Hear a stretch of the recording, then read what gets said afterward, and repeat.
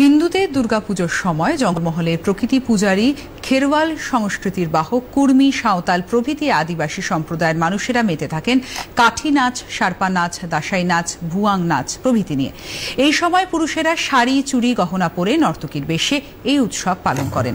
আবাল বৃদ্ধ বনিতা সবাই মেতে ওঠেন এই উৎসবে। আদিবাসী খেরওয়াল গোষ্ঠীর মানুষেরা তাদের ঐতিহ্য পরম্পরা নিয়ে আজও আগের মতো স্বমহিমায় বিরাজমান।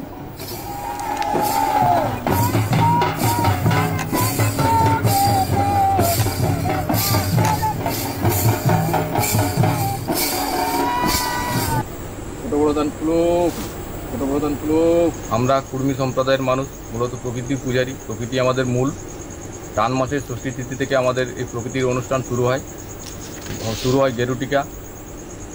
অষ্টমী তিথিতে ধানের সাতভক্ষণ, থোড় ধানকে ঘি, মধু, আতপ চালের গুঁড়ি দিয়ে সাতভক্ষণ করানো হয়।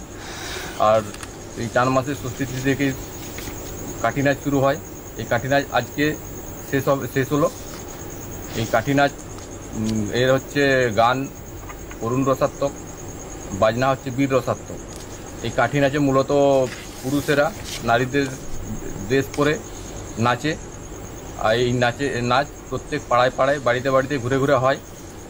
এই নাচ একদিকে যেমন বাঙালি সম্প্রদায়ের মানুষজন মেতে ওঠেন দুর্গাপূজায়, আমাদের সেরকম গ্রামীণ আদিবাসী খেরওয়াল গোষ্ঠীর যারা আছেন প্রকৃতি পূজারী, তারা মেতে ওঠেন এই কাঠি নাচ, ভুয়াং নাচ, দাসাই নাচ প্রভৃতি নাচে।